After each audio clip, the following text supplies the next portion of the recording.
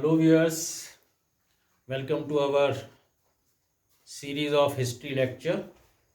This is Dr. Shahrukh Khan. Today we are going to discuss Fourth Arab-Israeli War, also known as the Yom Kippur War of 1973. This war was fought from 6th to 25th October 1973. On one side it was Israel, and on the other side it was a coalition of Arab states which were led by Egypt and Syria. So these countries together, they had another war on the occasion of their religious festival of Yom Kippur War. It is also known as Ramzan War or October War because it was fought during the holy month of Ramzan in the month of October. Before going into the detail of this war, first we should understand what were the causes of this war. So as far as these causes are concerned, PLO, Palestinian Liberation Organization, which was led by Yasser Arafat, they were pressurizing the Arab states to bring into the limelight the atrocities done by Israel. So during this time, when nothing was happening, then at that time one organization known as PFLP, Palestinian Front for Liberation of Palestine. This was another organization of this PLO, and they carried out hijacking of planes. So in this series, 3 planes were hijacked and were carried to Jordanian capital, where all these 3 planes were blown up. Their motive was to draw the attention of world about the Palestinian problem, as well as they carried out unsuccessful attempt to kill King Hussein of Jordan. So finally, it was a big embarrassment for Jordan that these aeroplanes were blown there. They were using the land of Jordan for their terrorist activities. So finally, the Jordanian army took action against these PLO and PFLP members and removed them from Jordan. And one more important incident took place during this time. It was killing of Israeli Olympic team members. That was known as Munich Massacre of 1972, in which the Olympic team members, they were attacked by a group known as Black September.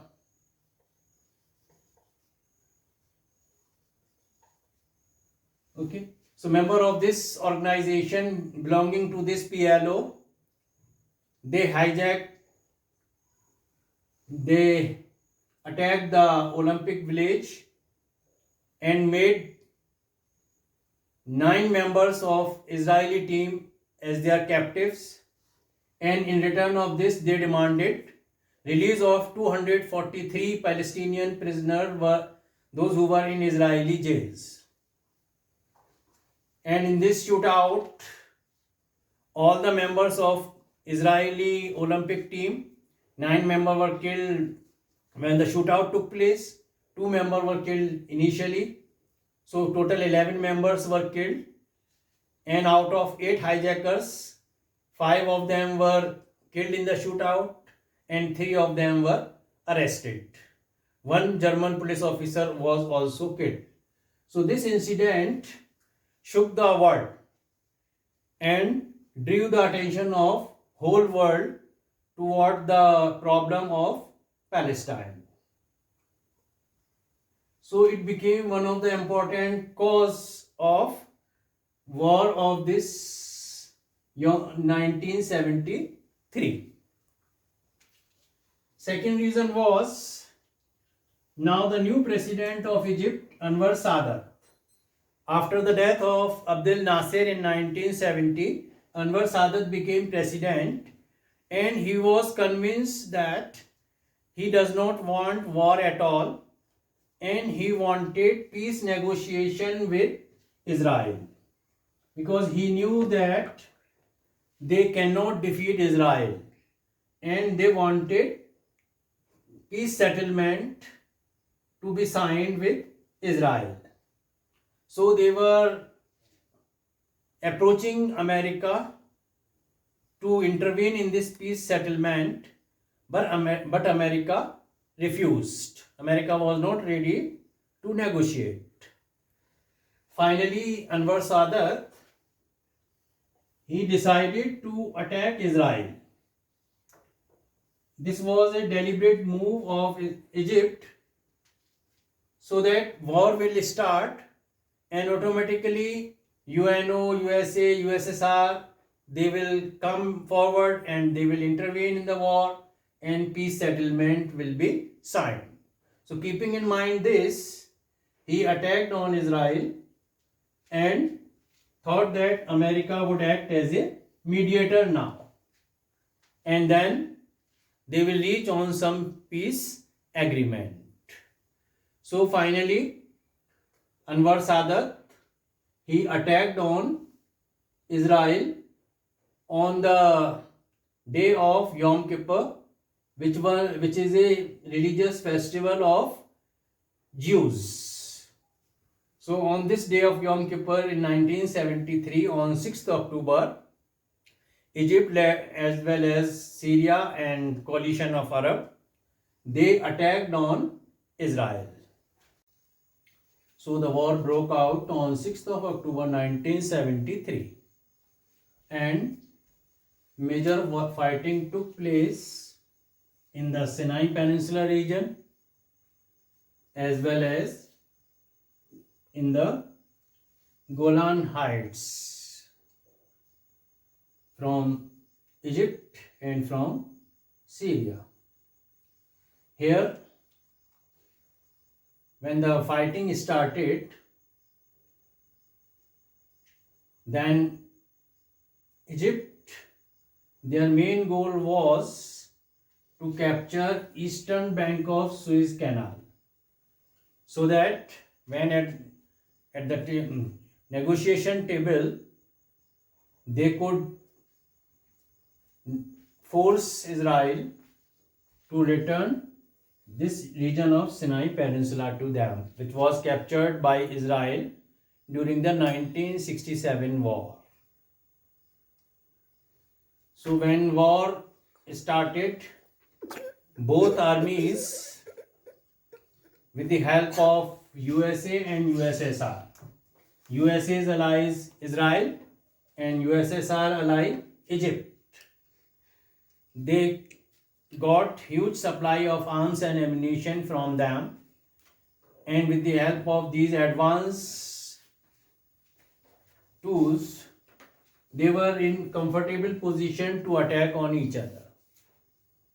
And in this process now, USA and USSR also came to the verge of fighting with each other, and it led to a bitter confrontation between them over the issue of this war.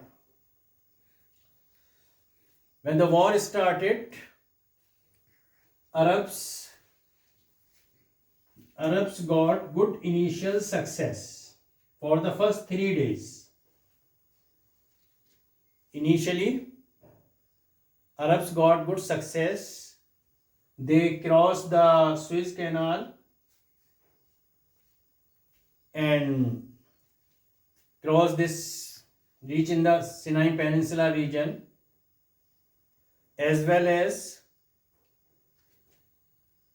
from the side of Syria, the Golan Heights major area was captured, and even it was now threatening to Israel that they might capture some more areas. But when the Israel offensive started on 4th day, for 3 days it took time to Israel to take offensive against them, because they were busy with celebrating their festival and they were caught off guard. And then after 3 days, from 4th day onward, Israel made counter attack on the Arabs and made them to move back. So whatever areas they have captured, these were taken back by Israel. After the fierce fighting, the Arab forces were compelled to go back. And then fighting continued, and finally UNO intervened, and USA, USSR, they also compelled both parties to negotiate and to bring the war to an end. Outcome of the war. What was the result of this war? So as it happened in previous wars, here also Israel succeeded in turning the table. Israel defeated coalition of Arabs. With the initial success of Arabs, finally with the help of USA's sophisticated weapons, Israel succeeded in getting back all the territories which they had captured in 1967 war. Arabs, they moved a little bit in the peninsula region, in the Golan Heights, but Israel got back all their territories which they had captured in the 1967 war, and even crossed further. Israel crossed further in the Suez Canal region into Egypt. So it shows that Israel once again overcame the threat of these Arabs and defeated them. But as we discussed in the beginning, Anwar Sadat, he wanted peace negotiation to be signed with Israel. They had requested America, but America did not intervene during that time. That is why deliberately Anwar Sadat attacked on Israel, and that is why he succeeded in his plan. His plan worked. That finally he knew that when he will attack, then these superpowers will come forward and they will ask for negotiation.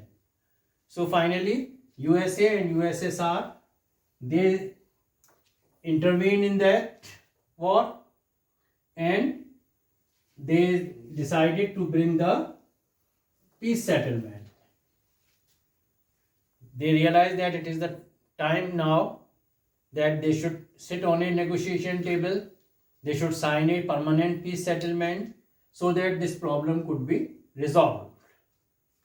So finally, acting with UN cooperation, they organized a ceasefire, and both parties, Arabs and the especially the Egypt, they accepted the ceasefire, and then they came to sign the peace agreement. A conference was organized at Geneva where negotiation took place. So finally, this war led to the Israel-Palestinian peace process, and the leaders of Egypt and Israel, both of them met at Geneva. Although the hostilities were so bitter that the leaders, they were not there in the same room. They were in the different room. So they met at Geneva to sign the peace settlement. And finally, Israel agreed to move their troops back from the Suez Canal. So in that way, finally, Egypt got back their Suez Canal, which they were trying to get it back. And finally, they succeeded in opening the Suez Canal for ships of other countries from 1975 onward. Okay, so they got back their Suez Canal region. One more effect of this war was that now these oil producing states, they reduced oil supplies to USA and Western European countries so that they could be pressurized and they could take an initiative to bring peace settlement in this region. And it led to oil producing countries to raise the oil prices, which caused the inflation as well as energy crisis in the whole world. Okay, so these were some of the outcomes of this war, which finally also led to permanent peace settlement, which was signed in the form of Camp David Accord. Camp David Accord, which was signed in 1978 between the Anwar Sadat and the Israeli Prime Minister. So it led to final peace settlement between the Egypt and Israel in 1978, known as Camp David Accord. And in this region, in this pact, finally Egypt became the first Arab country to recognize Israel. In the next video, we will discuss in detail about the Camp David Accord. Thank you very much. Hope you like this video. Do not forget to share, subscribe and like the channel. Thank you.